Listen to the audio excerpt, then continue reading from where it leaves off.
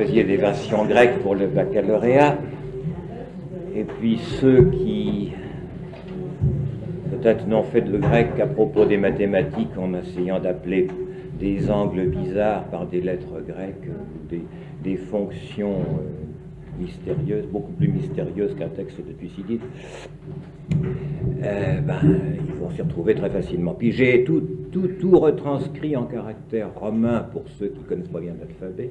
Puis de toute façon, tout sera traduit à mesure, rassurez-vous. Et enfin, on ne peut pas travailler sérieusement si on n'a pas le texte original sous les yeux, enfin, à mon avis.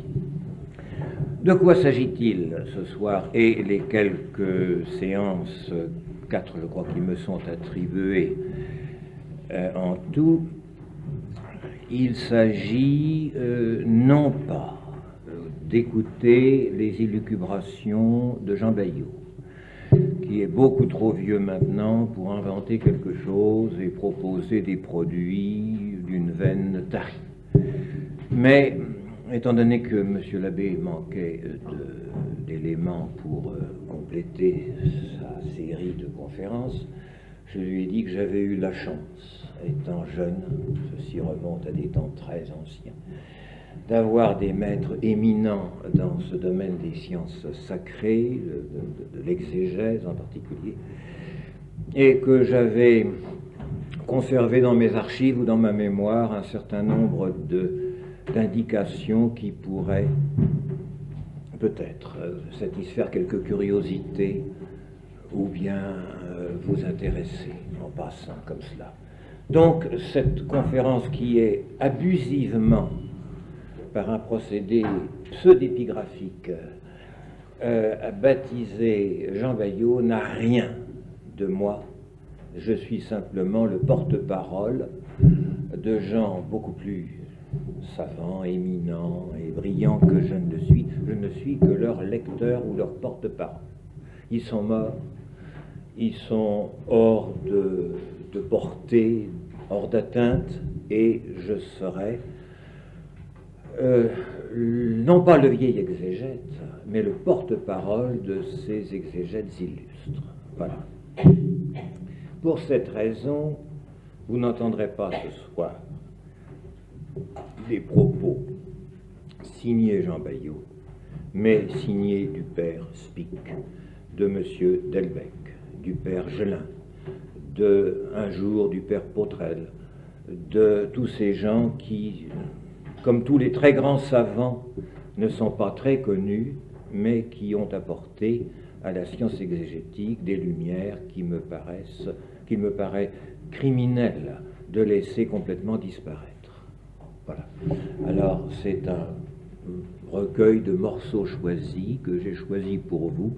Je suis simplement l'auteur de cette récolte, de ce bouquet dont je vais vous donner les meilleures fleurs.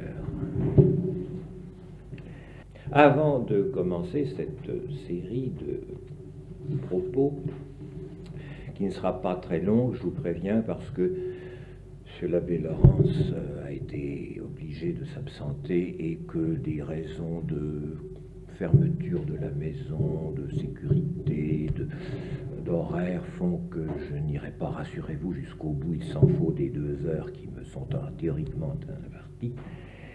Je voudrais dire 2 choses encore. 3. La première, c'est que à cause de cette interversion et de cette absence de M. l'abbé ce soir, la causerie que vous attendiez sur causerie médicale aura lieu lundi prochain. C'est une simple interversion et comme cette absence de M. l'abbé est imprévue, on n'a pas pu le diffuser dans les médias, comme on dit, je crois, dans la presse, et vous êtes surpris. Et il y a à cela une raison qui est indépendante de ma volonté, de mon désir, de ma commodité et du plaisir de M. l'abbé, bien sûr, qui aimerait beaucoup mieux se trouver ici ce soir. La deuxième chose que je voulais dire, c'est que l'Institut est en deuil, parce que nous avons perdu la nuit dernière un des plus brillants professeurs de la maison, M. Auger, qui est mort à l'hôpital dans des conditions épouvantables de souffrance. et que nous sommes très tristes. La troisième chose que je voulais vous dire, qui se rapproche de notre sujet, c'est qu'il y a un article tout à fait récent qui vient de paraître en exégèse et qui fait le point d'une manière tout à fait sûre, exacte, remarquable de synthèse et de précision de Michel Reboul dans le journal que vous connaissez sans doute pour la plupart, Mon Lévy. Et dans le dernier numéro, il y a une mise au point sur l'existence historique de Jésus à partir d'auteurs tout à fait, l'un surtout, recommandable, qui fait que non seulement l'autorité de l'auteur propre, mais en plus ses références sont excellentes. L'existence historique de Jésus, dans le dernier numéro, c'est une mise au point tout à fait exégétiquement remarquable.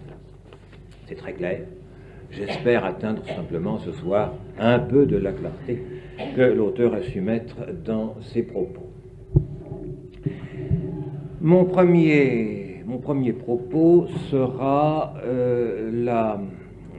l'étude dans vos petites feuilles du prologue de Saint Luc.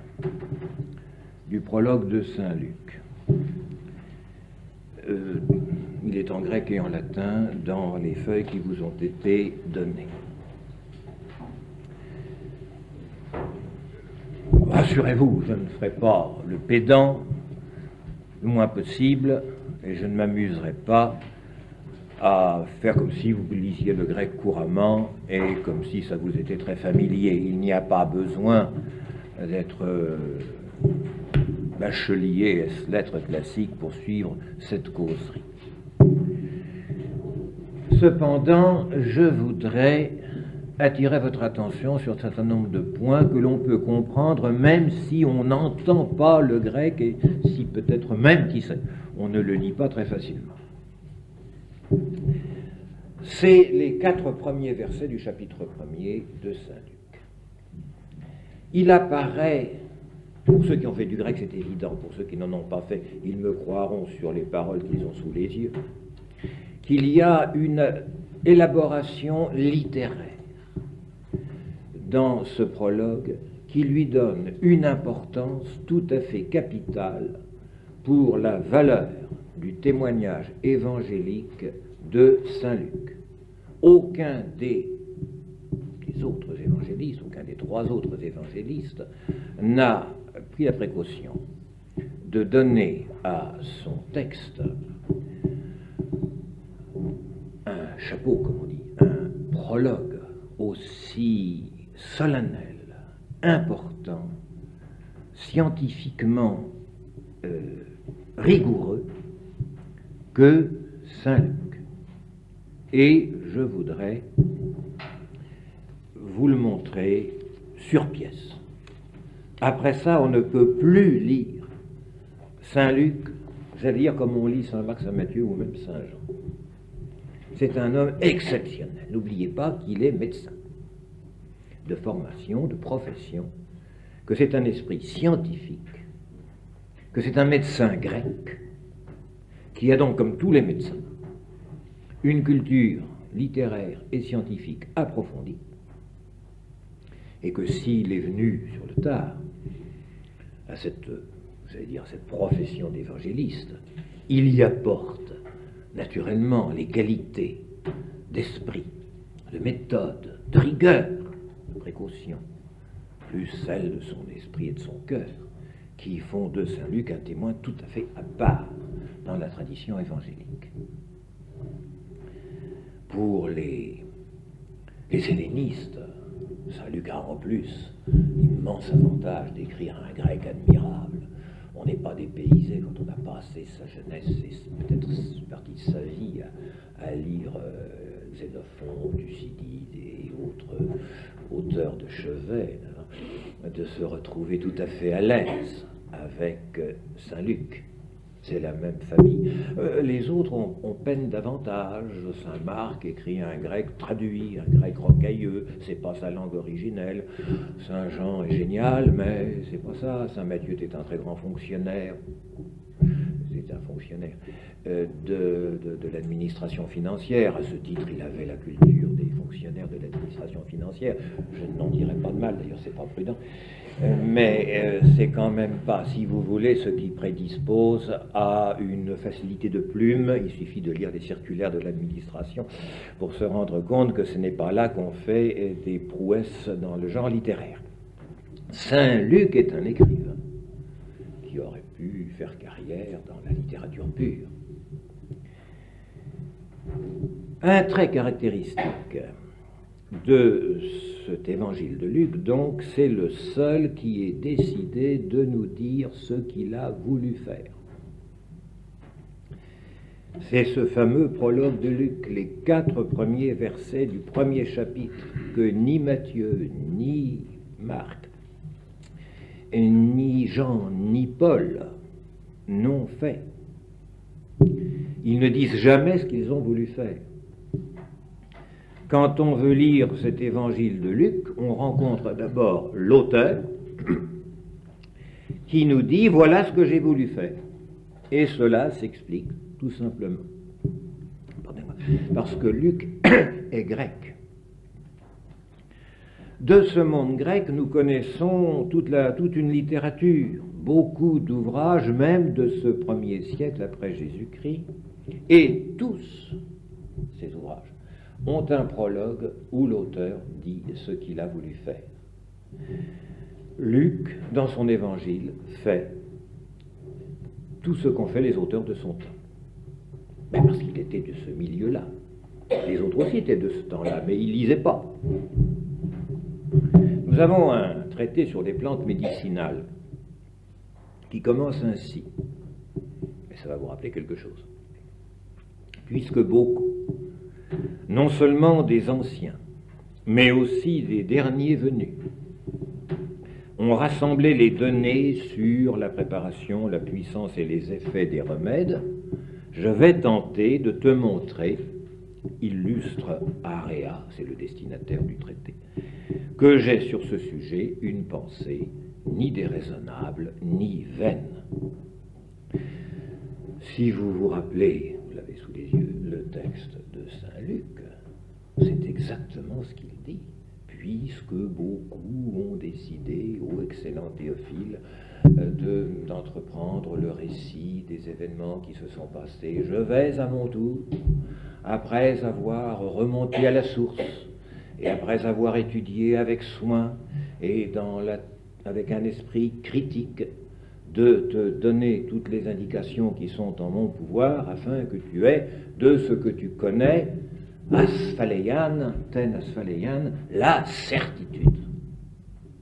Il apporte une confirmation de témoin à ce que les autres avaient déjà dit, mais lui le fait d'une manière médicale, scientifique, que nous étudierons mieux tout à l'heure. Mais vous voyez, quelqu'un qui n'a rien de commun avec Saint-Luc, simplement qui est un savant, et qui présente aussi une étude sur un sujet qui n'a rien de commun, dit, les autres l'ont fait, mais moi, j'apporte à ce que j'entreprends une méthode, une rigueur que les autres n'avaient pas. C'est normal, quand on commence une étude et qu'on cite les prédécesseurs, on les éreinte généralement. Et on dit, ouais, c'était pas mal, mais enfin, ils n'ont pas compris grand-chose, et si j'avais pas été là, vous resteriez sur votre faim. Mais moi, que je vous apporte l'ouvrage définitif. On retrouve un mouvement un petit peu semblable dans le prologue de Saint-Luc, mais avec cette différence déjà tout de suite évidente, qu'il a beaucoup plus de respect pour ses prédécesseurs. Ah, déjà là, il y a une différence de résonance. Les autres sont entre mandarins, entre savants. Ils s'éreintent, ils se détestent. Mais Saint-Luc, mandarin parmi les mandarins, respecte ses prédécesseurs, qui sont ses confrères en évangélisation. Il y a un esprit de fraternité qui apparaît tout de suite là. Ça c'est nouveau. Mais quand même, c'est le même schéma. Il va présenter son œuvre à partir des œuvres précédentes, Et comme saint Luc s'insère dans une tradition, il se réfère finalement au témoignage de témoins oculaires. Lui n'est pas un témoin oculaire. Et c'est ce qui fait la différence. Et c'est ce qui fait l'objet de cette recherche. Et la précaution qu'il prend. Les autres ont vu, ont entendu. Saint Luc est obligé de s'en tenir à des témoignages dont il fait le report et la critique. Et il cite ses prédécesseurs avec respect, car ils constituent ses sources. Il a consulté des sources communes à Matthieu et à lui, il en a rajouté. Il y en a des textes de Luc qui viennent d'ailleurs que de chez Matthieu, mais il y a entre Matthieu et Luc des textes et une source commune, certainement. Et par conséquent, il est bien obligé d'en tenir compte et de l'avouer. Luc commence par dire qu'il y en a beaucoup qui ont poloi, n'est-ce pas, qui ont entrepris d'établir un récit suivi des événements accomplis parmi nous. Et évidemment, l'événement, c'est Jésus-Christ. Et ces événements, ce sont les événements accomplis par Dieu. Ce qui a été accompli, remarquez ce passif, ton pépléréménon, n'est-ce pas? Ce qui a été accompli, et dans la langue de Luc, on évite de nommer Dieu. Quand on dit « heureux les affamés car ils seront rassasiés », ça veut dire qu'ils seront rassasiés par Dieu. Ça veut dire que Dieu les rassasiera, mais on ne le dit pas. Quand on dit que le Fils de l'homme est livré, est donné aux hommes, sauf une fois quand c'est Judas, alors là on le dit. Mais normalement on ne dit pas par qui c'est, car c'est Dieu le Père qui livre son Fils aux hommes pour ce que vous savez. C'est une règle de la grammaire araméenne qui est à l'origine, n'est-ce pas, des textes que saint Luc écrit en grec. Lui, on met le passif dans ce cas-là. C'était une remarque en passant. Ces événements, Luc nous dit que beaucoup ont entrepris d'en établir le récit. Nous sommes dans un monde grec, et par conséquent, la rhétorique a ses exigences. Beaucoup. Ça ne fait pas des tas, vous savez. Ça fait tout de suite 3 ou 4. Quand dans les prologues des ouvrages que j'évoquais tout à l'heure, on cite que beaucoup ont écrit, qu'une foule d'auteurs ont écrit sur le sujet, ça fait 3, 4, 5 ou plus, une dizaine. Nous sommes dans le domaine de la rhétorique gonflante, bouffante, qui fait dire qu'après tant et tant et tant d'autorité, on vient enfin seul pour apporter la solution. Le beaucoup de Luc, ça, il trahit l'esprit des auteurs qui, comme lui, écrivent un prologue pour dire avant, on a dit, il n'existe pas en grec, on a dit beaucoup de choses, mais moi, tout seul, je vais le dire. Il y a 3 ou 4, 2 ou 3 prédécesseurs à son œuvre. Il y a Matthieu, bien sûr, ou la source commune avec Matthieu, il y a Marc. Zedreboul dit que Jean a écrit avant les autres, cela reste une hypothèse très vraisemblable, mais en tout cas, il n'y en a pas beaucoup plus que 2 ou 3. Les rapports avec Matthieu, oui, quand Luc écrit son évangile, il existe sûrement l'évangile de Marc. Il dépend, c'est-à-dire qu'on voit bien qu'il s'est inspiré, qu'il y a un rapport chronologique entre un évangile de Marc antérieur et celui de Luc. Matthieu, c'est plus compliqué. Luc a sûrement une source commune avec l'évangile de Matthieu actuel.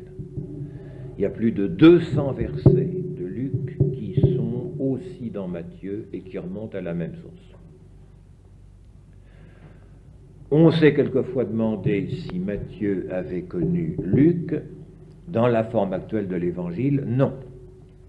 Ils sont trop différents l'un de l'autre, mais il doit y avoir un recueil de paroles, de récits sur Jésus que nous ne connaissons pas, qu'il est difficile de définir, mais qui a servi à l'un et à l'autre, où ils ont puisé les matériaux qu'ils ont rangés et présentés chacun à sa manière. Et puis il y a dans l'évangile de Luc des documents, des matériaux, si on peut s'exprimer ainsi, qui lui sont propres et qu'il n'a pas inventés, évidemment. Par exemple, l'enfant prodigue n'est que dans Luc. Le bon samaritain n'est que dans Luc. Marthe et Marie, chez Lazare, c'est également propre à lui. Les rapports de Jésus et d'Hérode ne figurent que dans son récit. Et de même l'évangile de l'enfance. Vous me direz, il y en a un chez saint Matthieu, il est tout à fait différent. Donc Luc n'a pas écrit tout cela de chic. Il a pris une documentation. Il y avait des choses qui étaient rédigées par écrit ou exprimées oralement, et quand il commence son évangile, il a sur sa table l'évangile de Marc et plusieurs, Voloi, c'est pas beaucoup, hein, c'est plusieurs, il faut traduire ça comme ça, et plusieurs que nous ne connaissons pas. Certainement la source dont Matthieu s'est inspiré de son côté pour ranger autrement les éléments qu'il y a empruntés. Puisque plusieurs ont entrepris d'établir un récit des événements, et doxémoi, j'ai décidé, moi aussi. Donc Luc part d'une documentation. Il fait comme tous les historiens grecs de son temps. Il nous dit, il m'a paru bon, et doxémoi, à moi aussi, ayant tout suivi avec soin depuis les origines. Il est clair que Luc, qui est un grec, n'est pas un disciple de Jésus. L'a-t-il connu? Ça n'apparaît pas. Il a travaillé sur documents, sur récits et sur reportages directs. Mais on pense que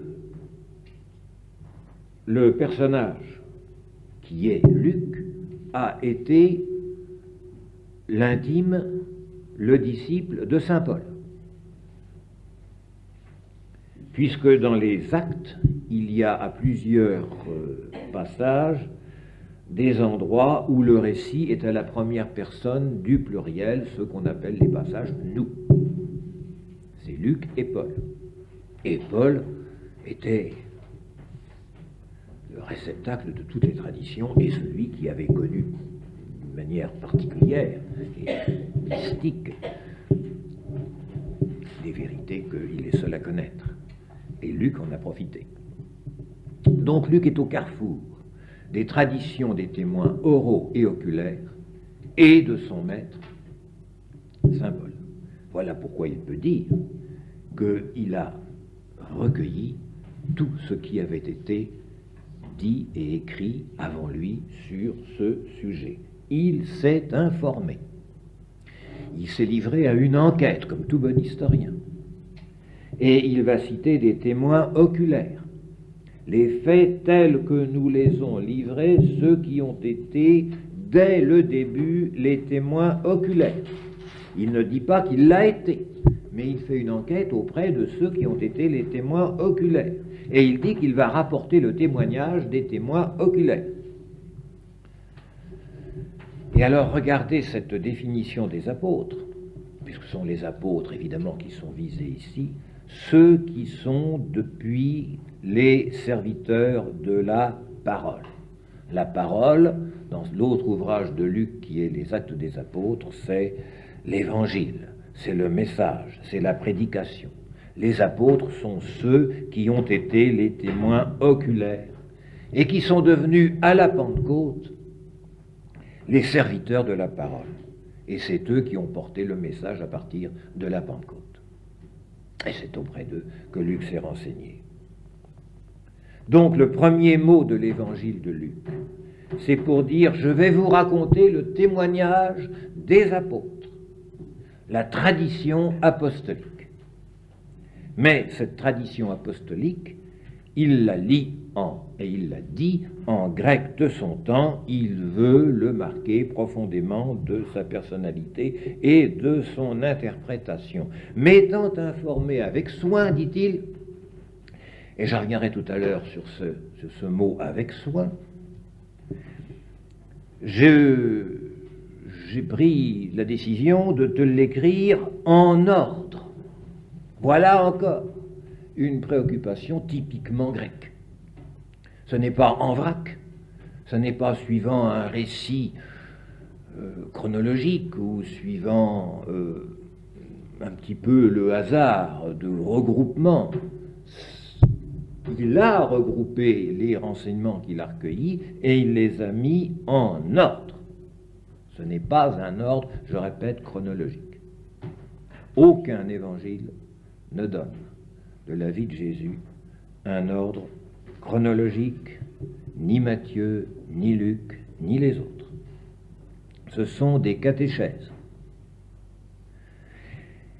Et ils sont commandés par un souci de pédagogie, le souci de conduire le disciple au mystère de Jésus, beaucoup plus que de nous dire que telle parole a été dite avant telle autre,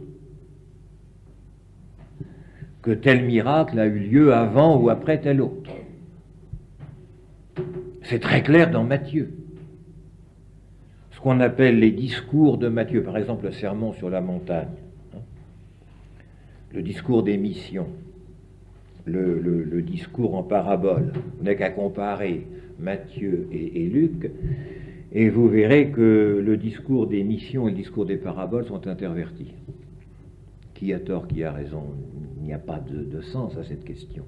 Il n'y a pas à se demander quel jour et à quel moment ce discours a été prononcé.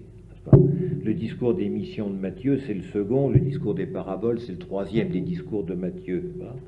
Dans Marc et Luc, c'est le contraire. Ça n'est pas un scandale, c'est simplement une présentation pédagogique des paroles de Jésus suivant une intention qui préside à l'élaboration de ce livret de catéchèse que représente chaque évangile. Par conséquent, il n'y a pas un schéma chronologique rigoureux à rétablir à tout prix. Ça n'a pas de sens.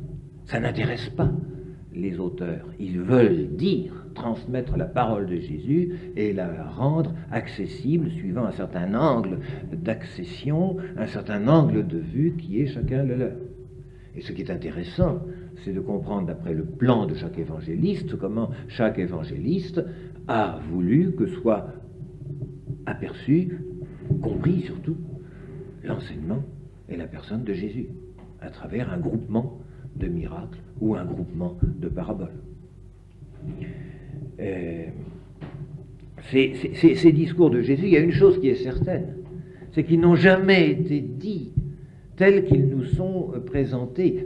Toute parole est authentique, mais le groupement de ces paroles, l'ordre dans lequel ces paroles ont été dites, n'est pas tel qu'il se figure dans les évangiles, puisqu'ils sont différents, ils sont divergents, et que ce n'est pas l'intention des auteurs de nous dire dans quel ordre cela a été fait.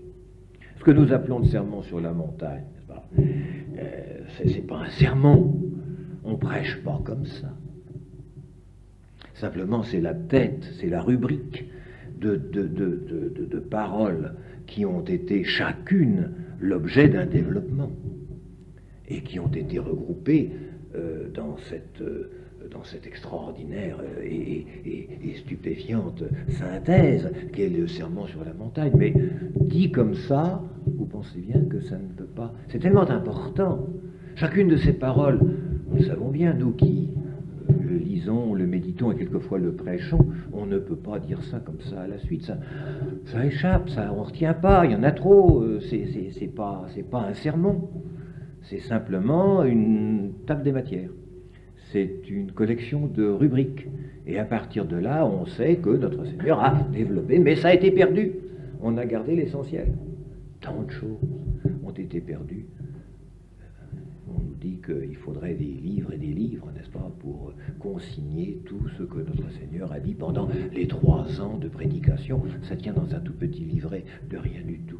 On nous a donné l'essentiel, suivant un angle catéchétique qui voulait faire comprendre. C'est un recueil extrêmement dense des paroles de Jésus. Je parle du sermon sur la montagne, dont chacun a fait l'objet d'un sermon, d'un entretien, et on en a fait ainsi la synthèse dans un cadre également mémorable. Enfin, cette montée sur une montagne d'où il aurait parlé là encore, n'est-ce pas?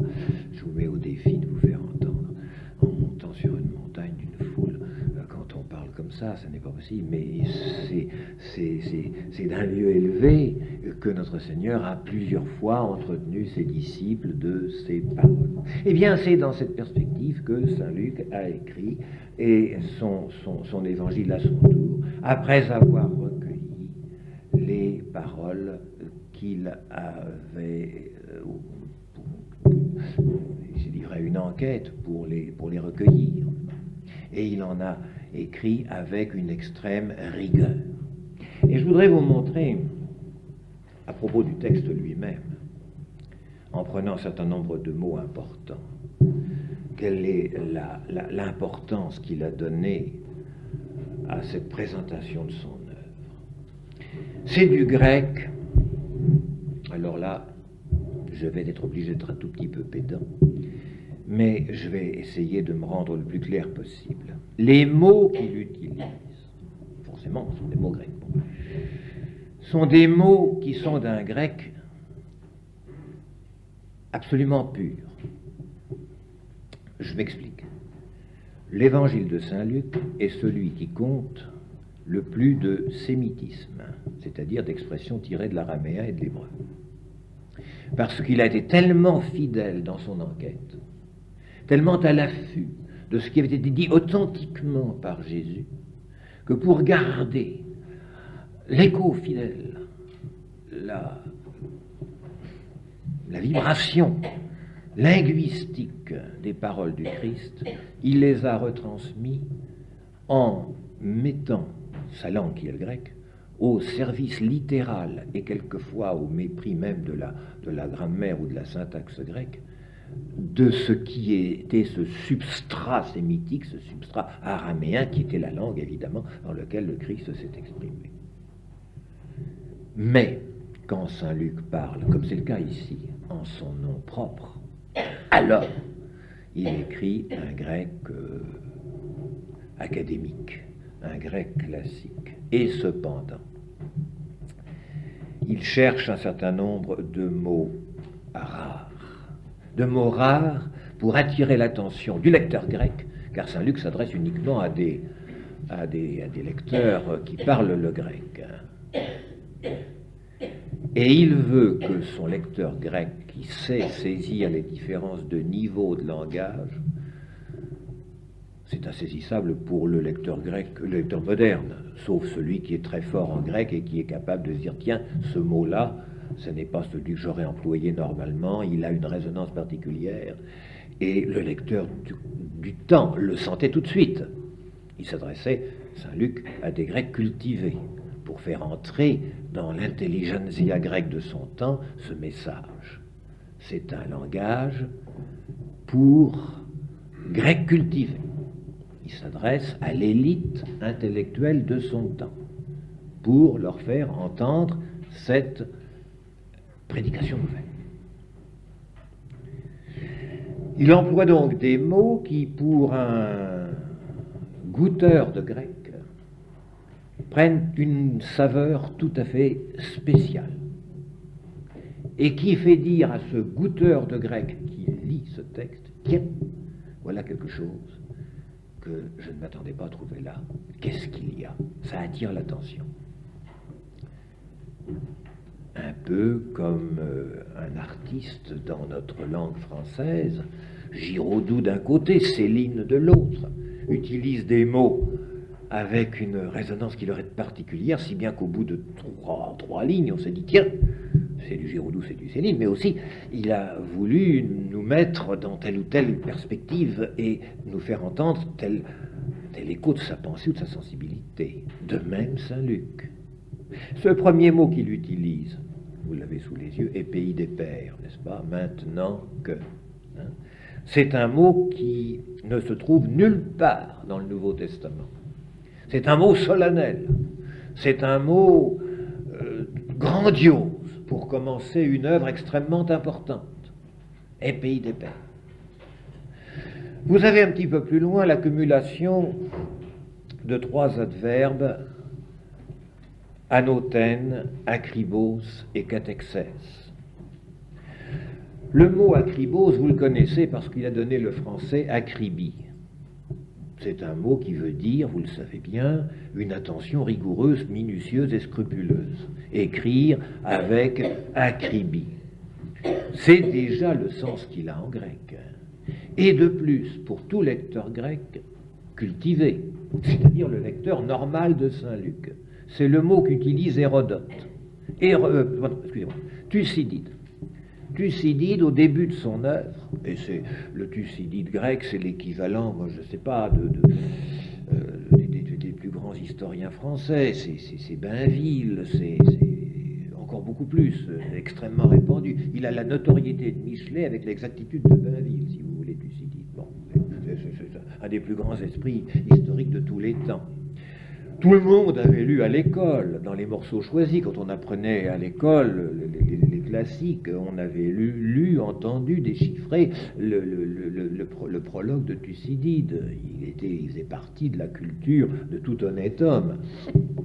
Et Thucydide définissant sa méthode, qui est restée la méthode historique, demandez à Madame de Romilly, par excellence dans tous les temps, akribos, avec un soin jaloux, méticuleux et rigoureux. C'est le mot qu'utilise par allusion à Thucydide Saint-Luc. Il prend les choses depuis le départ, anothène. C'est également un mot qu'on ne trouve jamais dans le Nouveau Testament. C'est un mot savant, c'est un mot qui appartient à la langue historico-scientifique. Et il parle d'une rigueur dans la mise en ordre qu'il effectue avec ce mot katexès, qui signifie également avec une extrême rigueur.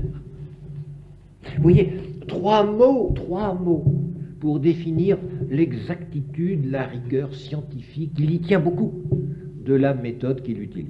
C'est un médecin, c'est un historien qui se réfère au classique par excellence de l'histoire grecque, c'est Thucydide. C'est également dans la recherche de mots rares que l'on va découvrir ce soin de se distinguer des autres et d'utiliser un langage raffiné pour happy few, pour spécialiste. Le mot antaxastai, le mot épignos que vous apercevez, antaxastai, qui est un verbe rare, qui veut dire reconstituer de mémoire. C'est un mot qu'on ne trouve que deux fois avec ce préfixe-là dans la langue grecque avant Saint-Luc. Et qui signifie toujours un effort très rigoureux, très vigoureux, pour reconstituer de mémoire quelque chose dont on n'a pas conservé trace autrement.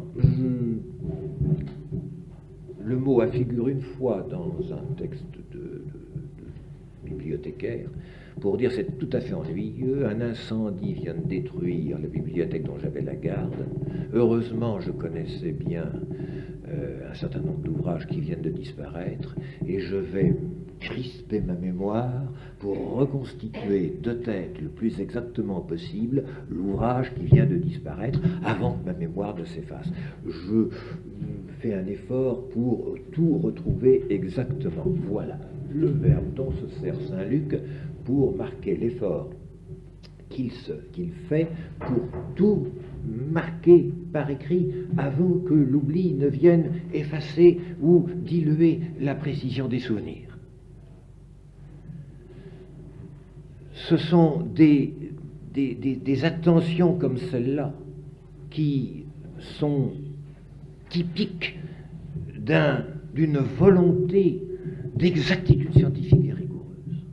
De même, le mot qui termine au terme de cette longue phrase, car tout ce prologue de 4 vers, vous l'avez remarqué, ne constitue qu'une seule phrase. C'est long. C'est, quand on parle simplement, on parle toujours par petites phrases coupées, juxtaposées. Quand on se donne la peine de composer sur 4 ou 5 lignes, vous voyez là, vous l'avez sous les yeux, une phrase aussi longue, c'est que c'est une phrase élaborée, c'est une période, c'est une phrase oratoire, c'est une phrase que nos étudiants appelleraient chiadée, hein, avec des éléments de montée vers la clé de voûte de la phrase, une redescente symétrique. Nous allons le voir, c'est fait comme ça. C'est un petit chef-d'œuvre littéraire, cette phrase. Et la chute en est jolie. Le dernier mot, celui pour qui tout le reste a été conçu et architecturé, c'est le mot asphaléia, c'est-à-dire la certitude inébranlable. C'est un mot qui est commun encore à Thucydide et à l'autre historien archi-classique de la Grèce que vous connaissez aussi, c'est Xénophon. L'agencement de cette phrase, là, je ne parlerai que pour ceux qui en ont fait un tout petit peu de grec quand même, hein. Excusez-moi, ça ne sera pas long. Ça commence par une proposition causale, et pays des pairs, étant donné que, maintenant et parce que. Bon, la phrase maintenant a un verbe, epekeiresan, que beaucoup ont entrepris, beaucoup, c'est-à-dire 2 ou 3. Ensuite, vous avez une comparative, katos, de la même façon que. Et enfin, on arrive au milieu de la phrase, comme dans une période de Démosthène ou de Cicéron, pour reprendre un souvenir beaucoup plus commun, j'ai décidé de, et doxé, moi, il m'a paru bon de. Et on redescend, avec également 2 séries de propositions symétriques, une proposition participiale, par écololothétie, et puis une proposition finale, ina epignos, afin que tu connaisses. Et au bout de cet arc de voûte, au sommet duquel il y a la principale edoxémoi, vous avez le mot final, le mot clé, le mot éclatant, asphaléian. Tu vas pouvoir, quand j'aurai pris toutes les précautions d'acribie, de contraction mentale pour tout retrouver exactement, de remonter au départ, de tout laisser dans un ordre rigoureux catexès, eh bien, tu auras la certitude des choses que tu as entendu dire avant, que tu as vaguement connues, dont tu as une notion floue, mais grâce à moi, va s'introduire dans ton esprit asphaléia. Vous voyez, cette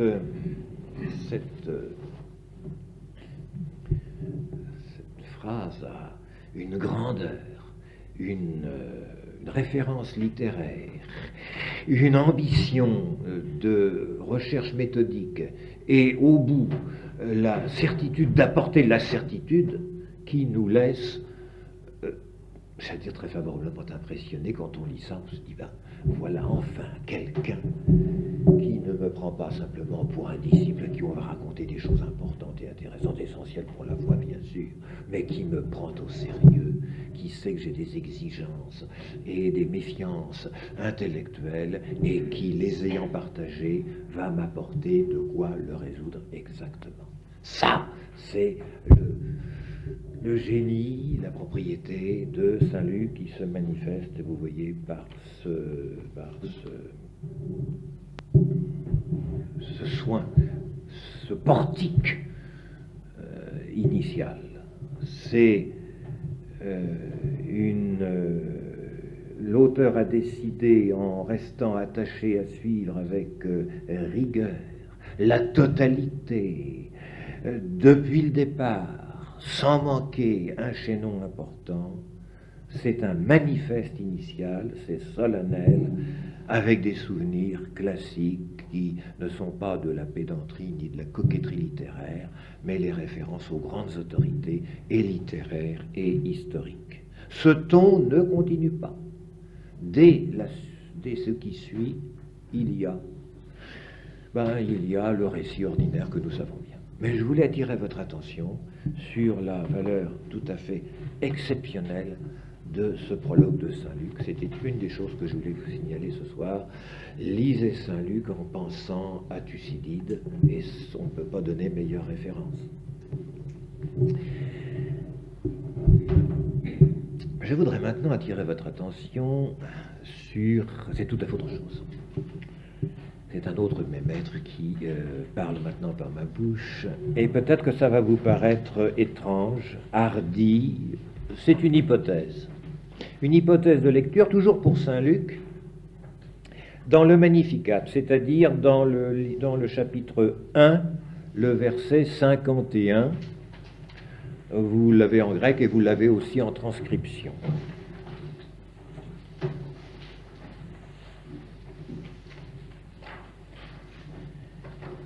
Au milieu du Magnificat,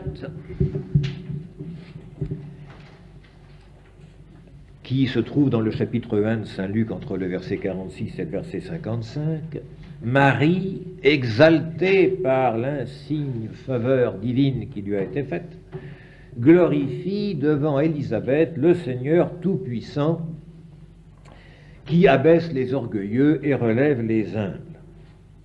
Elle s'inspire pour chanter ce Magnificat, il faut le savoir, d'un chant également d'action de grâce qui se trouve dans le livre de Samuel, et c'est le cantique d'Anne.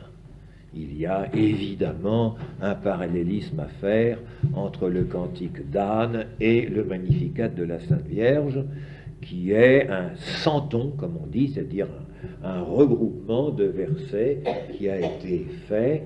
Elle était très cultivée, elle était parfaitement, elle avait une excellente éducation, et elle avait dans la mémoire ces écritures qu'elle gardait dans son cœur, comme elle gardera plus tard les paroles et les enseignements de son fils. Et elle a chanté sa joie de la faveur qui lui avait été faite à partir des souvenirs littéraires, lyriques et religieux du cantique d'Anne. Bon, ceci vous le saviez évidemment, et ce n'est pas mon propos. Il est donc naturel que dans ce cantique, transcrit par Saint-Luc seul, en grec, il y ait là des quantités de sémitisme. C'est de l'hébreu traduit en grec. Et alors là, du coup, on est en plein milieu là où on ne comprend pas grand-chose si on n'a pas fait d'hébreu pour voir ce qu'il y a derrière. Enfin, on comprend bien sûr l'essentiel. Et seulement Saint-Luc, qui le transcrit en grec, et qui, encore une fois, tient à ce que ce soit aussi couleur locale et fidèle que possible, ne n'oublie pas qu'il est grec. Hein. Et de temps en temps, on ne sait pas très bien ce qui est d'origine hébraïque, ce qui est tiré du grec des Septante. Il ne faut pas oublier que derrière, il y a toujours l'inspiration du grec des Septante que Saint-Luc connaît pratiquement par cœur, qu'il a sur sa table quand il écrit, et il utilise le grec des Septante pour donner à son grec à lui, lui donner ce décalage qui lui permet de retrouver la couleur orientale, la couleur hébraïque, à travers déjà une transcription grecque. Et puis il y a son génie personnel qui apparaît de temps en temps. Et là c'est difficile, et je voudrais attirer votre attention, tout simplement, ce sera très court, sur la deuxième partie du verset 51. La deuxième partie du verset 51, où Marie dit que le Seigneur, qui a mis la force dans son bras, diescorpicen uperefanus dianoia cardias auto, c'est-à-dire qu'il a dissipé, diescorpicen, uperefanus, les orgueilleux, dianoia cardias auto, par la pensée de leur cœur. Par la pensée de leur cœur. 4 mots. Bon, le verbe initial n'est pas difficile. C'est un verbe militaire qui est tiré de cette machine de guerre qu'on appelait le Scorpion, qui était une espèce de pièce d'artillerie qui, vous savez, était composée par un bras relié sur un ressort, au bout duquel il y avait un projectile. On lâchait les ressorts, le bras, comme le dard d'un scorpion, se redressait, butait sur une barre et lançait le projectile à une certaine distance, en produisant les dégâts attendus. C'était l'ancêtre de la bombarde de Crécy, n'est-ce pas? C'est pas très différent. Alors, diascorpizo, le verbe ici est à l'aoriste, diescorpicen, c'est-à-dire tout simplement, il a bombardé, et les résultats du bombardement, ça n'a pas changé depuis Alexandre le Grand, hein, et ses machines de guerre, c'est toujours de disperser les ennemis, ou bien ça les met en petits morceaux. Si ça tombe sur un bonhomme, il éclate, et si ça tombe sur un groupe d'hommes, il se disperse pour s'en aller se planquer dans tous les coins. Effet normal d'un bombardement. C'est le sens de diescorpicen. Il a dissipé, en les bombardant, hein, les orgueilleux. Les orgueilleux, il n'y a aucune difficulté non plus de ce mot-là, il est tout à fait classique, tout à fait normal. Mais il y a... oui, c'est un verbe au passé, pour ceux qui savent, c'est un aoriste, qui est un aoriste gnomique, c'est-à-dire que ça se traduit par un présent. Il a l'habitude de, ça ne veut pas dire qu'un jour il a fait ça, ça veut dire que normalement, le Seigneur dissipe les orgueilleux. Voilà. Mais on le traduit souvent par un passé, ce qui n'est peut-être pas très exact. Ah, la fin du verset offre un sens beaucoup moins sûr. Et c'est là que je voudrais apporter une nouveauté que je crois extrêmement ingénieuse et que je regarde avec faveur. Le mot cardia, ou cardiaque, ça veut dire le cœur, bien sûr. C'est un mot très fréquent dans la langue courante, dans le Nouveau Testament. Ça signifie le cœur physique, ça signifie aussi la sensibilité, ça signifie aussi le siège de l'intelligence. Car pour les anciens, vous le savez, l'intelligence, la pensée ne se situait pas dans la tête, comme nous le faisons, mais se situait dans le cœur. Bon, c'était un déplacement anatomique qui est assez curieux. Donc, cardia, c'est le siège de l'intelligence et de la sensibilité. À la fois, tout se jouait dans le cœur. C'est une chose, une remarque bien connue. La dianoia qui suit, c'est la pensée. Bon. Et on peut noter que Saint Luc n'utilise qu'une seule fois ailleurs ce mot de dianoia en dehors du présent verset, et justement pour le distinguer de cardia, alors que là il semble que la pensée du cœur ou le cœur de la pensée, les deux mots soient intimement réunis. Que signifie l'union de ces deux vocables? Et c'est pas clair. C'est pas clair. La meilleure preuve, c'est qu'aucune traduction ne coïncide, j'allais dire, avec une vulgate de traduction, comme c'est généralement le cas pour la plupart des versets des mots de la Bible. Il y a des variantes qui sont insignifiantes. Enfin, chaque traducteur veut apporter sa note personnelle, mais on dit tous la même chose. Regardez. Le Père Lagrange. Il a dispersé ceux qui s'élevaient d'orgueil aux pensées de leur cœur. Les pères Valentin et Huby, dans leur petit ouvrage sur Saint Luc, il a dissipé les orgueilleux d'esprit. Père Gourbillon, il a dispersé ceux qui s'enorgueillissaient dans les pensées de leur cœur. La Bible de Jérusalem, il a dispersé les hommes au cœur superbe. Monsieur Pernaud, qui était un exégète rationaliste, enfin de grand sérieux pour la connaissance du grec, il a dispersé les gens au cœur orgueilleux. Et puis je ne vous cite pas les traducteurs anglais ou allemands qui ont essayé de traduire cela. La traduction écuménique de la Bible, la fameuse Tob, dit « Il a dispersé les hommes à la pensée orgueilleuse ». Et enfin, la Vulgate, enfin, parce qu'on aurait pu commencer par là, mais ne se compromet pas, elle calque son latin sur le grec, c'est très facile, là, y a pas de, hein, dispersit, superbos, mente, cordis, oui. Ouais, dispersit superbos, ça va très bien, mais mente cordis, c'est pas parce que c'est du latin, c'est pas plus clair que le grec, et c'est pas plus clair que le français qu'on vient de lire. Et vous voyez que chacun se dépatouille, c'est le mot qui convient, comme il peut, d'une expression comme celle-là. Alors, je vais vous dire tout de suite, il y a un moyen de s'en sortir. Un moyen de s'en sortir qui vient d'un de mes maîtres, M. Delbecq, qui était professeur de grec à l'université d'Aix-en-Provence, et qui a lu, retranscrit ce verset en faisant attention qu'il y a dans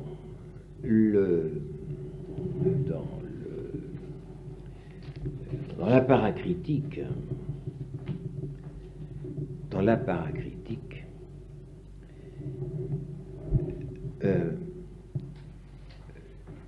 des hésitations sur l'orthographe et sur le texte lui-même. Vous l'avez, la paracritique en dessous. Il y a dans les manuscrits deux leçons. Il y a dianoia et il y a dianoias. Et les éditeurs ont tous choisi le mot dianoia, alors qu'il y a aussi au choix de l'éditeur un dianoias. Dianoias, c'est un génitif singulier qui n'a pas de sens ici. C'est un accusatif pluriel qui a encore moins de sens. Alors c'est pour ça qu'on l'a exclu. Oui, mais. Alors là, je sors.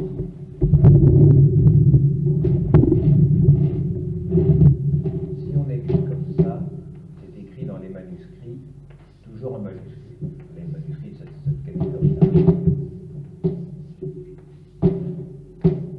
C'est vrai que ça fait comme ça. Dianoias.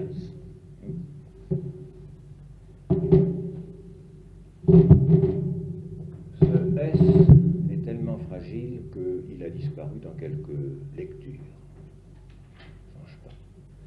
Mais on peut très bien imaginer simplement ici un petit signe comme ça. Il n'y a rien qui disparaît plus facilement dans la transcription de manuscrit que même pas une virgule, même pas une apostrophe, un tout petit signe diacritique comme celui-là. Ça ne change pas. On ne change pas une lettre, simplement on introduit un léger hiatus entre deux lettres. Et ça se transcrit en des caractères grecs ordinaires.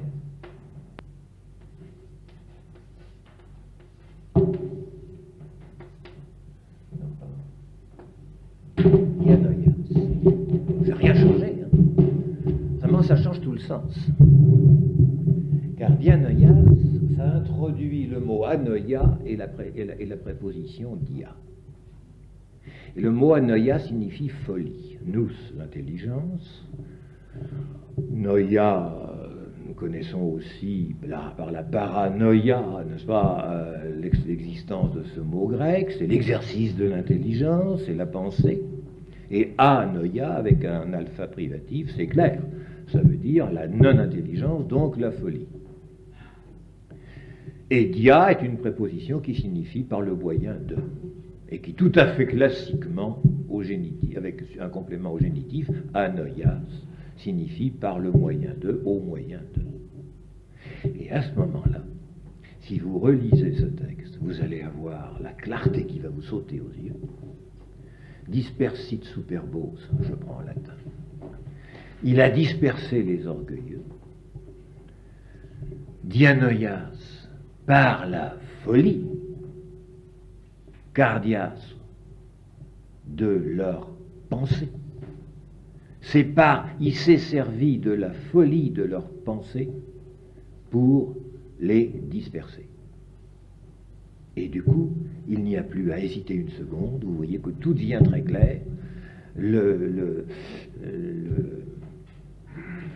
n'y a plus ce bafouillage pénible des traducteurs qui rajoutent une préposition, qui enlèvent un complément, qui subtilisent un mot, qui arrangent ça avec un français un petit peu vaporeux et gazé. Ça devient très clair. Alors, je crois que cette hypothèse est à retenir. J'ai horreur des gens qui modifient le texte parce que ça les arrange et qu'ils ne comprennent pas, alors ils le changent. Mais là, on ne change pas le texte. On se contente simplement de le lire avec un signe qui, d'un seul coup, a sauté évidemment à la copie. Il n'y a rien qui saute plus facilement qu'un petit signe comme ça, surtout que le mot dianoïa est extrêmement fréquent. Et qu'il allait très bien dans le contexte. Seulement, il faisait pléonasme et double emploi et incorrection grammaticale avec cardia. Tandis que là, ça va très bien. Alors, je crois qu'on peut garder cette hypothèse. Je voulais vous la signaler en passant, et ça vous permet de mieux comprendre ce fragment du Magnificat. Vous voyez, de temps en temps, l'exégèse, c'est une question de lecture, simplement. Et je voudrais maintenant, troisièmement, arriver à ce qui est peut-être le plus important, plus surprenant de ce que je vais vous dire ce soir. Il s'agit du Gloria in excelsis des anges.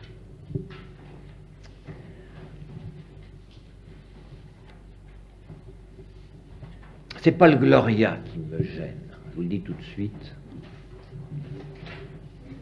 C'est la paix sur la terre aux hommes de bonne volonté. Parce que les hommes de bonne volonté, ça laisse la porte ouverte à tellement d'incertitudes, à un tel flou, à un tel vague, à une telle invasion de braves gens qui disent et pensent n'importe quoi, pourvu qu'ils soient de bonne volonté. Autrement dit, ça laisse ouverte la porte de la béatitude et de la gloire céleste à tous les subjectivismes possibles, que c'est pas possible que les anges se soient dérangés en pleine nuit pour venir dire aux gens: homme de bonne volonté, par ici, gloire à Dieu, et la paix soit avec vous. Hein? Ça va pas. Alors, là aussi, c'est pas de moi, mais on va essayer de comprendre ce qui a été dit en réalité, ce qui a été chanté par les anges la nuit de Noël. On n'en est pas si loin, je crois que c'est d'actualité. Je vous rappelle, nous sommes la nuit, les bergers couchent à la belle étoile, apparaît un ange, le messager du Seigneur annonce aux bergers qui sont éparpillés, qui dorment dans leur couverture,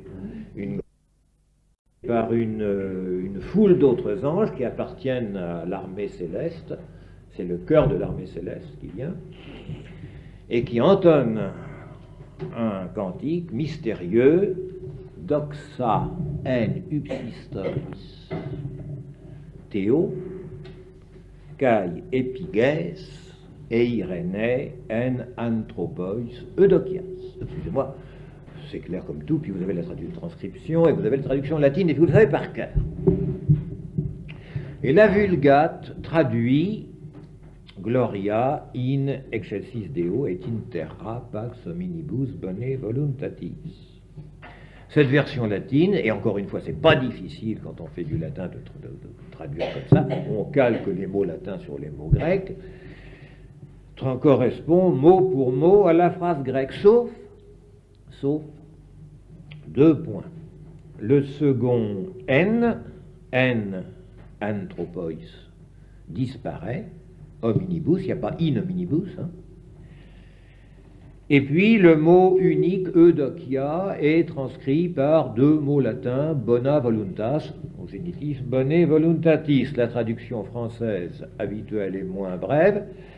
Gloire à Dieu au plus haut des cieux, ça on en rajoute beaucoup, upsistois, ça veut dire ce qui est très élevé.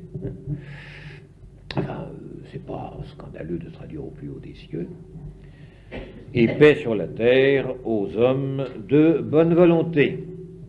Eh bien, il faut avoir le courage de dire que cette version française, qui, retouchée ou non, n'est-ce pas, parce qu'on l'a retouchée pour essayer avec ses homines voluntatis, a le démérite de malmener le mouvement de la phrase grecque, de fausser le sens du mot eudokia, qui restera à traduire tout à l'heure.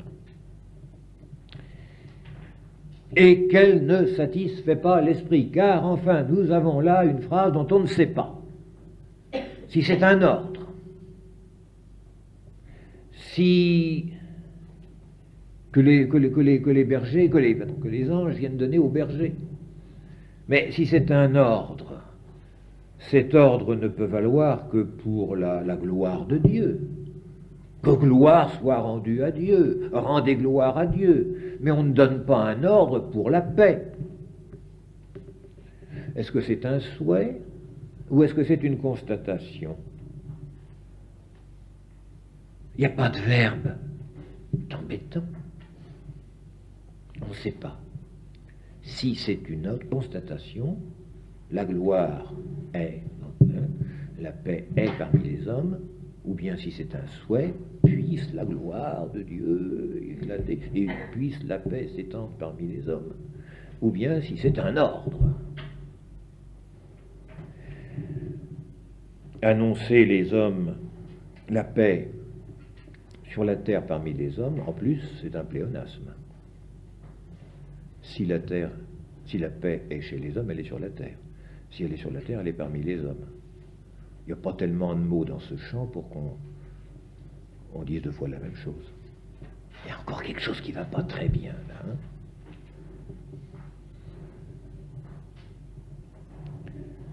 Il n'est pas possible que des paroles tombées de si haut, dans une circonstance aussi exceptionnelle, ne sortent pas de l'ordinaire. Alors, il y a d'abord un problème de ponctuation qui est lié, là encore, la ponctuation, ça compte beaucoup. N'oubliez pas que les manuscrits étaient souvent très mal ponctués quand ils l'étaient quelquefois, mais quelquefois pas du tout. Et cela est la source de beaucoup de difficultés de lecture et d'interprétation. Où s'arrête la phrase, où commence-t-elle? Quand toutes les lettres sont écrites en majuscules, qu'il n'y a pas de ponctuation, c'est très difficile. Il y a des trucs pour s'y retrouver, bien sûr, hein, mais enfin, il y a des cas où c'est pas tellement évident. Nous sommes devant un des cas où le manque de ponctuation originelle, nous gêne beaucoup. Il y a deux possibilités, en gros. Hein. On peut faire de ce chant des anges un distique, c'est-à-dire une parole en 2 versets, ou un tristique, c'est-à-dire une parole en 3 versets. C'est tout au moins ce qu'on a dit jusqu'ici, généralement. La parole en 2 versets, c'est ce que vous savez, Gloria in excelsis Deo, gloire au plus haut des cieux à Dieu, et sur la terre paix aux hommes de bonne volonté, 1, 2. Les 2 parties étant reliées par Caille. C'est ce qu'on traduit et ce qu'on admet généralement de nos jours. C'est la version usuelle. On peut aussi comprendre autrement, puisqu'on a 7 mots, un peu plus, qui n'ont pas de verbe, donc il n'y a pas de syntaxe claire, et il n'y a pas de ponctuation. Alors, si on les groupait autrement, Gloria in excelsis Deo, Caille et in terra pax, 2e verset donc, 3e verset, parmi les hommes de bonne volonté, en anthropois eudokia. Là, il y a une hésitation dans ce dernier texte, parce que plusieurs manuscrits donnent au 3e vers à la place de Caille, au 3e vers un Caille à la place de N. Caille anthropois eudokia, ce qui signifierait à ce moment-là gloire au plus haut des cieux à Dieu, sur la terre la paix, et eudokia, la bonne volonté, aux hommes. Il y a donc une énumération à 3 termes. Ça ne change pas beaucoup le sens. Alors, il y a évidemment un parallélisme. C'est de la poésie, et il y a un parallélisme entre doxa et Irénée, la gloire et la paix, un parallélisme entre en upsistois au plus haut des cieux et puis épigès et aussi en anthropois. Bon, il y a donc une symétrie, il y a un rythme, il y a une intention poétique. Mais ce qui est frappant, c'est le laconisme de cette expression angélique. C'est parce que c'est un chant, parce que c'est un chant dont chaque mot doit se graver dans des oreilles rustiques et qui ne sont pas faites aux finesses de la langue. Alors on va marteler un chant simple avec des substantifs ou des articulations claires. N'oublions pas que ça a été chanté d'abord en araméen, pas en grec. Bon. Mais enfin, la transcription est, semble-t-il, ici très littérale. Mais le grec ne peut pas se calquer exactement sur l'araméen, pas plus que le latin d'ailleurs. Reste qu'il y a 4 petits mots invariables, 3 petites prépositions, 2 fois in si vous voulez, un épi qui veut dire aussi ce qui est sur la terre, in terra, et puis une conjonction de coordination usuelle, et, kai, si vous voulez, et. Et la phrase ne contient que des noms. Gloire, paix et eudokia, que je ne traduis pas, parce que c'est un mot gênant. Il n'y a pas un article, il n'y a pas un verbe, les 2 phrases sont nominales et apparemment liées par ce et, ce kai, qui sert de coordination entre les 2. Une fois qu'on a dit ça, voilà pourquoi votre fille est muette, n'est-ce pas? On n'est pas très avancé. Je n'ai pas encore du tout apporté de solution. Première question, pourquoi traduit-on généralement par un souhait? C'est arbitraire. Quand on dit croisement dangereux, on ne dit pas que ce croisement soit dangereux, on dit le croisement est dangereux. Si on dit doxa et nupsistois théo, ça veut dire est-ce que la gloire soit à Dieu ou la gloire est à Dieu au plus haut des cieux? Il n'y a pas de raison de choisir. Je vous mets au défi de trouver une raison philologique ou théologique pour me dire c'est un optatif, un subjonctif, un souhait ou bien un indicatif de constatation mais émerveillée. Dieu est grand. On ne dit pas que Dieu soit grand. Et si je dis grandeur de Dieu, ça peut vouloir dire simplement Dieu est grand. Il y a des quantités de phrases dites nominales par les pédants grammairiens, n'est-ce pas, et qui se contentent simplement de substituer un indicatif à un subjonctif. Quand la phrase est nominale, on suppose toujours par bonne méthode que c'est un indicatif qui est sous-entendu, et non pas un subjonctif. Vous voyez que je suis en train de semer pour l'instant avec une astuce diabolique un certain doute dans ce qui jusqu'à présent était pour vous évident, le gloria et excelsis Deo. Ça allait tout seul, et puis là, tout d'un coup, ça va plus tellement bien. D'autant plus que épigès et en anthropois, on ne m'enlèvera pas de l'idée que ça fait quand même une tautologie, un pléonasme, et que c'est pas la peine d'être un ange pour dire sur terre parmi les hommes.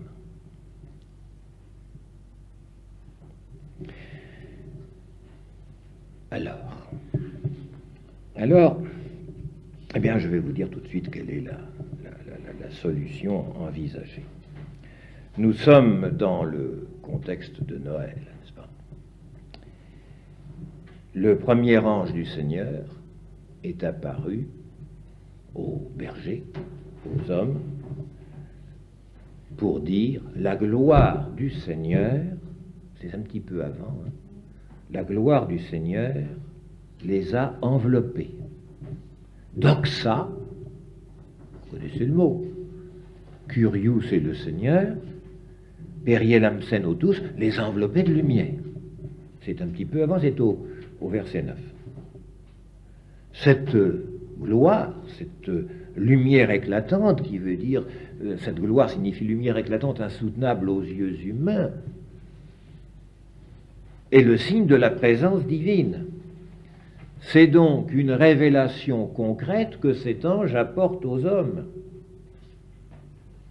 Elle est confirmée ensuite par la parole chantée du chœur de l'armée céleste. La gloire inhérente au Père, à Dieu, Théo, c'est un datif d'appartenance. La gloire au Père, on ne dit pas la maison à papa en français, mais on dit en grec doxa Théo, la gloire de Dieu, la gloire qui appartient à Dieu. C'est pas difficile ça. Elle est présente.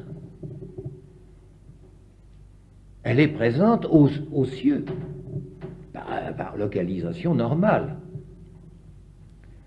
Et puis maintenant qu'elle a enveloppé les bergers et que la cause de cette lumière est déposée dans une mangeoire, elle est aussi sur terre.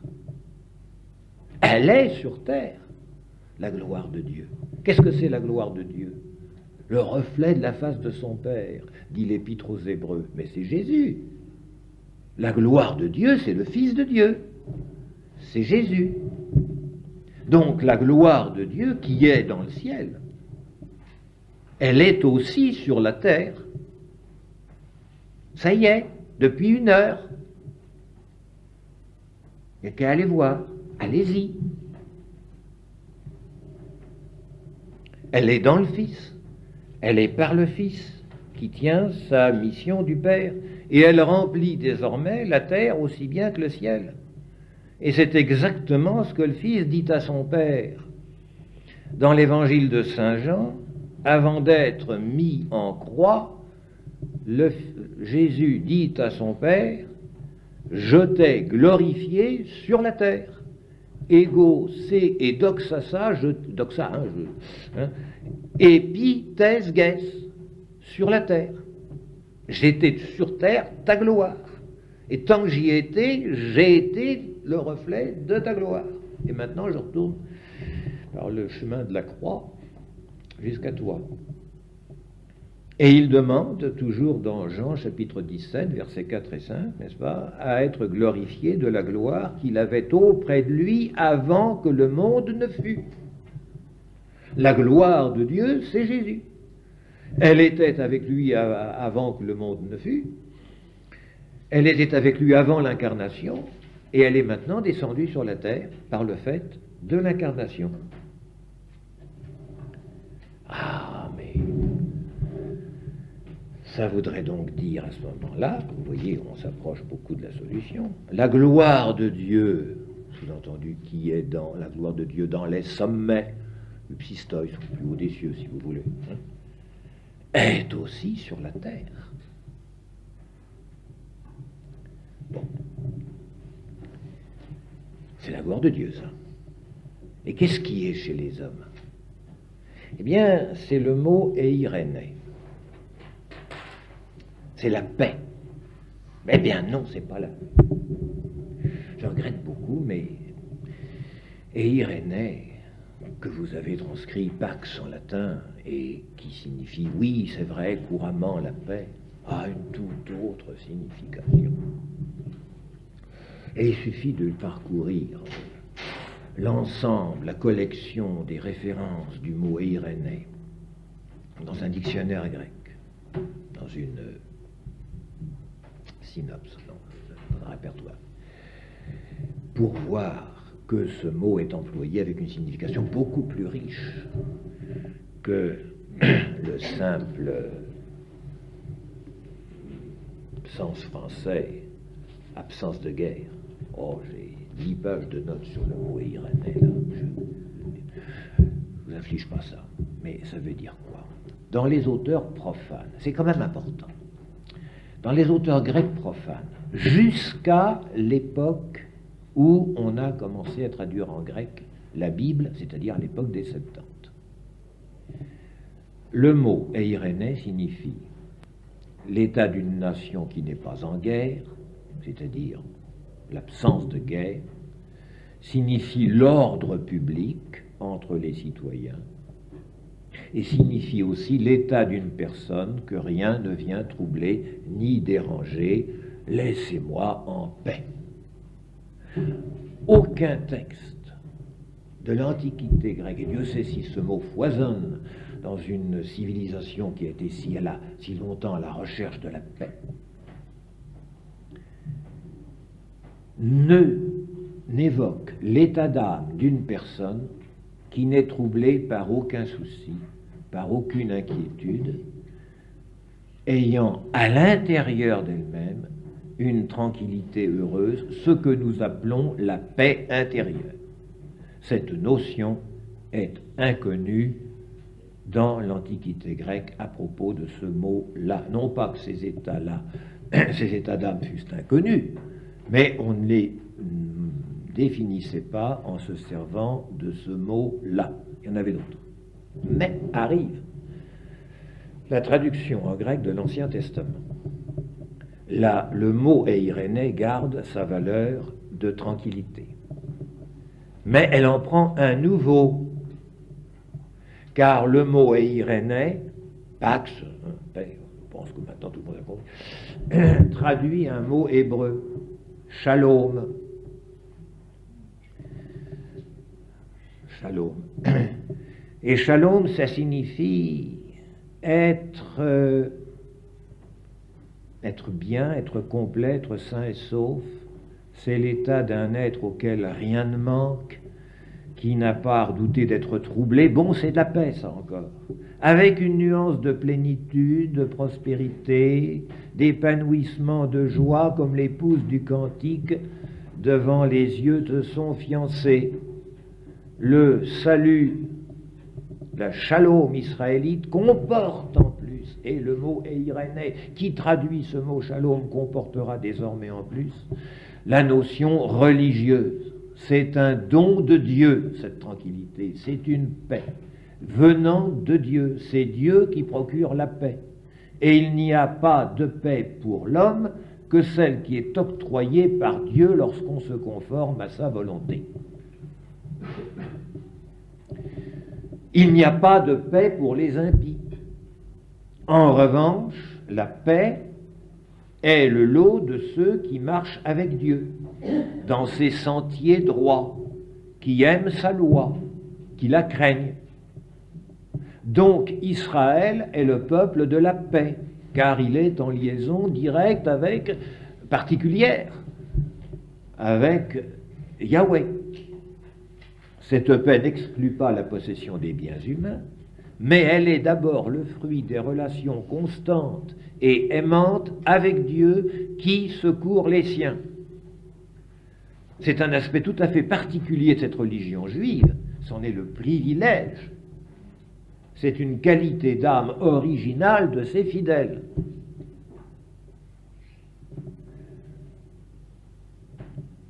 Et cette paix, lorsqu'il y a des messagers de paix, on dit qu'ils sont porteurs d'une bonne nouvelle. C'est le synonyme de salut, de victoire et d'harmonie avec Dieu. En faisant la synthèse, si vous voulez, de tous les sens, et dans les innombrables textes qui comportent ce mot, on arrive à cette notion qui associe la justice, la paix et le salut. La justice, la paix et le salut. Et vous voyez comment petit à petit, je suis en train de me diriger vers la charge nouvelle de ce mot de Pax Interis Minibus, etc. Qu'est-ce que ça veut dire? Eh bien, avec le Nouveau Testament, le mot de paix, eirénē, pax, garde l'acception de l'Ancien Testament de sécurité, mais en l'appliquant à Jésus, qui introduit dans la voie du salut messianique dans Luc, chapitre 2, verset 29, le cantique de Siméon. Maintenant tu peux me laisser mourir, c'est-à-dire tu peux laisser aller ton serviteur en paix. Le texte dit tu peux laisser aller ton serviteur en paix. C'est pas tranquille. C'est parce que tu peux laisser aller ton serviteur qui a vu la consolation d'Israël. Il a maintenant reçu ce message particulier de Dieu qui est le comblement par voie de communication divine de toutes ses aspirations. C'est ça, cette paix qu'il a reçue, Siméon. Je peux maintenant mourir car j'ai reçu ce que tout Israël attendait. Je suis le premier qui l'a reçu. Ah, ce Siméon est un personnage essentiel. Là. Lorsque, dans le psaume 118, on chante « Le roi Messie vient au nom du Seigneur, virgule, paix dans le ciel et gloire dans les hauteurs », paix dans le ciel, ça ne veut rien dire. Paix dans le ciel. Ah, sauf si on pense qu'il s'agit de la bienfaisance divine, du salut qui repose dans le ciel et qui est la gloire de Dieu au sommet. C'est exactement ce cantique, ce psaume qui a été repris dans l'acclamation de l'entrée de Jésus à Jérusalem. C'est ce qu'on chante sur son passage. Vous vous rappelez l'entrée sur l'âne dans Jérusalem, le jour des rameaux? On chante ce psaume 118 qui, d'une manière frappante, et c'est ça qui met sur la voie, reprend le cantique des anges. Il y a une inclusion entre le cantique des anges et les acclamations du peuple dans les rues de Jérusalem. C'est les mêmes mots, parce que c'est le psaume 118 qui est derrière, avec ce mot de shalom traduit par Irénée. Nous y sommes. C'est la réconciliation des hommes avec Dieu au plan spirituel.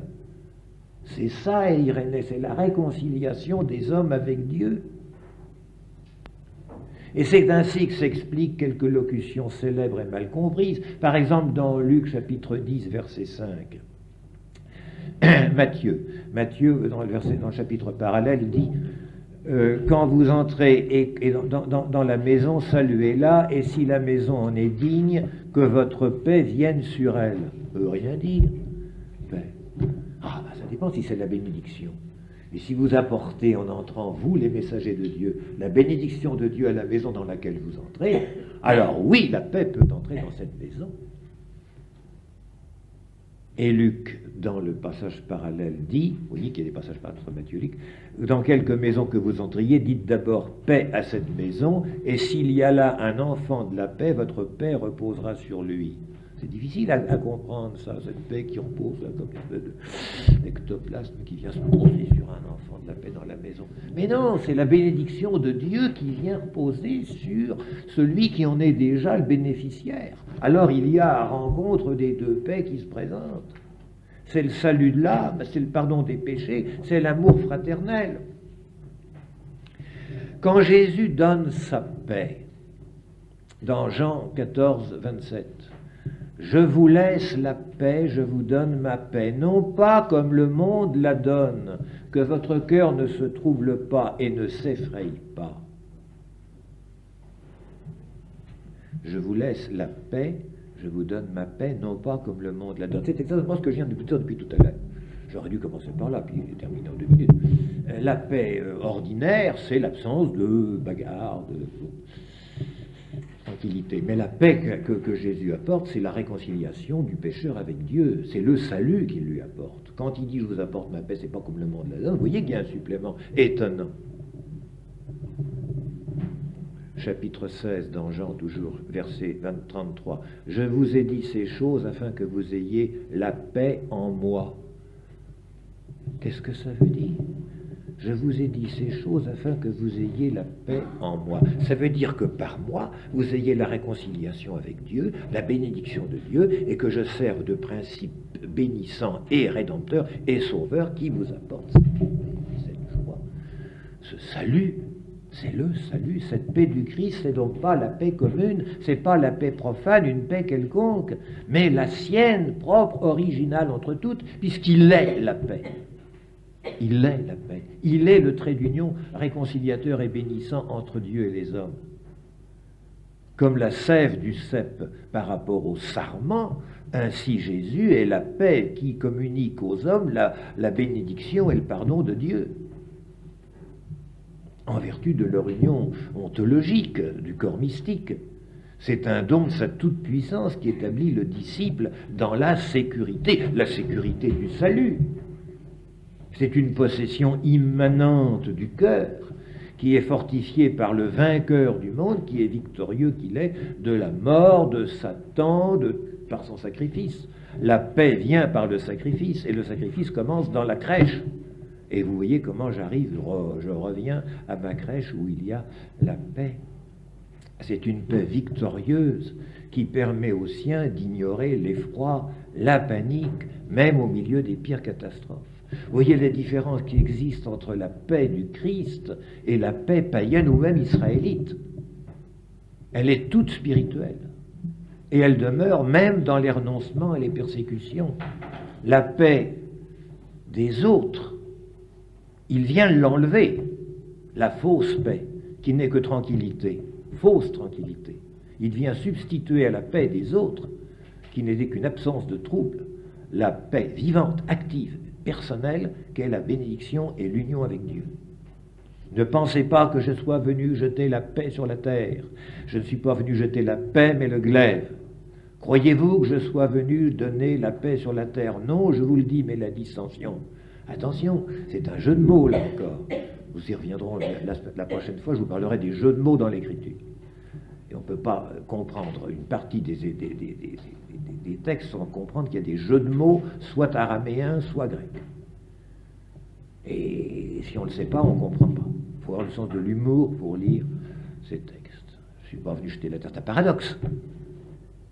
Le résultat que procure la possession de cette paix, une possession à plusieurs, c'est la paix chrétienne, qui ne peut exister entre des chrétiens que si chacun d'entre eux est uni par cette paix personnelle à Dieu. Et alors là, on comprend qu'il y ait un ciment qui est bien autre chose qu'un simple accord par traité diplomatique ou simple bonne entente. Ils s'édifient et ils marchent mutuellement dans la crainte du Seigneur. Vous voyez? Les Irénées, par conséquent, c'est la tranquillité, c'est l'absence de persécution, mais c'est l'union harmonieuse des âmes qui partagent la même foi, qui sont unies par la même charité fraternelle et qui vivent dans la même soumission à Dieu. Voilà ce qui signifie la paix dans cette perspective chrétienne. Elle est obtenue grâce au Christ. On ne peut pas avoir cette paix-là si on n'est pas rattaché à Dieu par le Christ, par le sacrifice du Christ, qui commence dans le bois de la crèche pour se terminer au bois de la croix. Et c'est cela, par cette communication mystique, du corps mystique, aux membres ontologiques de cette réunion et de ce corps global, qui permet d'avoir la véritable paix. Il est notre paix. Il ne nous réconcilie pas seulement avec Dieu comme un agent intermédiaire, mais il a établi la paix entre les Juifs et les païens, il établit la paix entre tous les hommes, parce que tout le monde est uni à lui, et il est l'arbre dont tous les rameaux sont en paix les uns avec les autres, car ils participent à la même sève.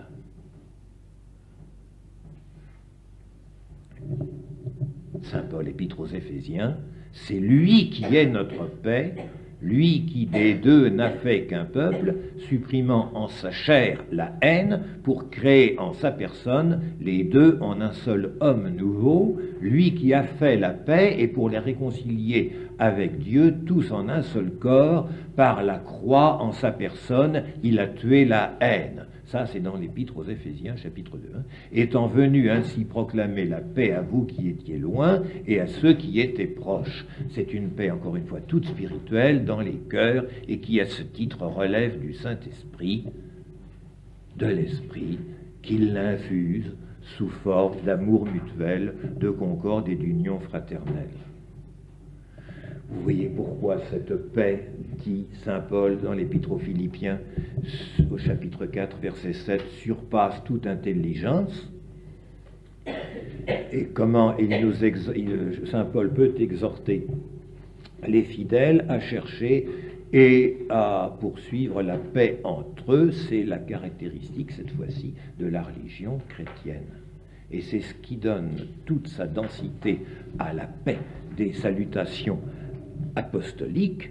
Quand on dit la paix soit avec vous, pax vobis, et quand au début des lettres de saint Paul il dit que la paix du Seigneur soit avec vous, etc., ça a l'air d'être une formule toute faite de politesse, n'est-ce pas, comme des formules qui introduisent les lettres. C'est pas dire c'est la paix avec Dieu, c'est le bien du salut, c'est la concorde avec tous les hommes, c'est le bonheur chrétien, la paix du cœur, oui, la quiétude de l'âme purifiée par le sacrifice du Christ et en union avec Dieu par l'union à Jésus-Christ lui-même. Alors vous comprenez que quand on dit Eirene, la paix est venue sur terre, mais ça veut dire que Jésus est là, que le salut, que la paix, l'union avec le Christ est désormais là parmi les hommes, à portée de main. Il suffit d'aller voir.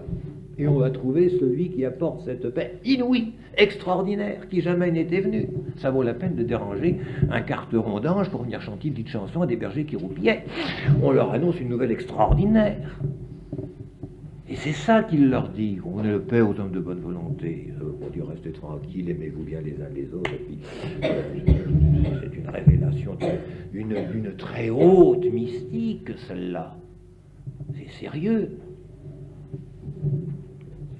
La traduction conciliaire du Gloria Excelsis. Oui. Paix aux hommes fidèles. Ah ben ça, c'est une mauvaise traduction parce que d'abord, paix, si vous voulez, n'est pas compris. Puis ensuite, les hommes qui l'aiment, alors c'est eudokia, n'est-ce pas? Là, j'arrive au dernier mot. C'est un... ça veut dire quoi, eudokia? Dans la traduction des Septante, ça veut dire eudokein, le verbe, ça veut dire prendre plaisir à, se complaire à, ou bien choisir. Ça veut dire adopter. Et le mot eudokia qui est ici signifie que ce choix, car ça veut dire le choix, eudokia. Le choix est fait dans la volonté libre du Père, dans son bon plaisir, d'adopter les hommes. C'est la paix aux hommes adoptés par le Père, qui ont été l'objet de l'adoption aimante du Père. Les hommes qui l'aiment, si vous voulez, mais qui l'aiment par un amour préférentiel. Enfin, car il y a une eudokia qui est dans les deux sens. Il y a ceux qui sont choisis par le Père et ceux qui répondent par un choix libre et personnel à l'adoption proposée par le Père. Le mot eudokia signifie à la fois ceux qui sont l'objet de ce choix venant du Père et de ce choix qui répond chez les hommes, mais pas tous, à cette proposition de choix et de paix qui est faite par le Père. Donc il y a une restriction éventuelle. Ça n'est pas une entrée libre. Le self-service de la paix à tous les étages, c'est une union au Christ qui est proposée à ceux que le Père choisit comme, car le même verbe sert dans la théophanie du Jourdain. C'est l'homme, voici celui qui est l'objet de mon choix et en qui j'ai mis toutes mes complaisances, c'est vrai. C'est le mot eudokia qui sert, eudoké. Par conséquent, le Père a choisi son Fils. Vous allez me dire qu'il ne peut pas en choisir un autre. C'est un choix absolu. Il a choisi d'avoir cette prolongation de lui-même, et le Fils répond pleinement à ce choix du Père en l'adoptant à son tour par cet échange extraordinaire qui produit le Saint-Esprit. C'est le choix. C'est à l'état absolu. Dans lequel omnibus, c'est pas tous les hommes, comme on le met dans l'autre, qui sont occupés pour ceux qui sont morts dans la fidélité au Christ. Bien sûr, il y a toujours la possibilité de la liberté. La liberté est toujours sauvegardée. Ça dit contre ça. Par conséquent, je propose, n'est-ce pas, enfin je propose, Alors, vous dites nous proposons, si vous voulez, comme traduction finale de ce Gloria in excelsis, n'est-ce pas? C'est pour ça que je ne suis pas toujours d'accord avec les traductions qui en sont données. La gloire de Dieu dans les sommets est aussi sur la terre. Le salut est chez les hommes du choix. Le salut est chez les hommes du choix. Le salut, c'est Jésus-Christ qui apporte la paix et le salut, dans les conditions que je vous ai énumérées tout à l'heure. Et les hommes du choix, c'est Eudokia, qui est le choix bienveillant de Dieu pour les hommes, tous ceux qu'ils veulent. Et en principe, personne n'est exclu de ce choix, mais il y a une réponse du choix des hommes au choix de Dieu, et c'est là que se situe la marge d'insécurité, si j'ose dire. C'est donc un indicatif qu'il faut sous-entendre, et vous voyez qu'il y a dans ce champ une richesse de sens qui dépasse, je crois, celle qu'on y met d'habitude. Il signifie que la gloire du Seigneur, c'est Jésus sur la terre, que le salut avec lui est chez les hommes élus par le Père, moyennant l'acceptation de ce choix. C'est tout l'abrégé de la doctrine chrétienne. Est-ce que les bergers juifs qui se trouvaient mal réveillés avec de la paille dans les oreilles ont entendu ça, compris ça quand ils ont entendu le chant? J'en suis pas très sûr, mais ça leur a été dit, ils l'ont transmis. Saint Luc, avec méthode, reprenant depuis le début, et là, hein, c'est vraiment le début, tout ce qui a été dit, et en faisant un anataxastai, n'est-ce pas, un effort considérable pour le reproduire exactement, nous donne dans ce chant des anges tout ce qui se déroulera par la suite. Le programme est fixé au départ. La prochaine fois, je vous parlerai de deux choses. D'une part, le sens des Écritures, comment doit-on le lire, littéralement, ou de manière allégorique, ou spirituelle, mais surtout, j'essaierai de vous apporter, encore dans Saint Luc, la solution que je crois originale de la seule parabole qui soit incompréhensible, normalement, généralement, pardon, chez Saint Luc, c'est la parabole de l'économe infidèle. Ceux qui se font des amis avec les richesses d'iniquité. Celle-là, on ne l'explique jamais. Le jour, ça tombe toujours pendant les vacances, vous avez remarqué, hein, et quand on va à la messe chez son curé de campagne, il explique l'épître, la post-communion, enfin autre chose.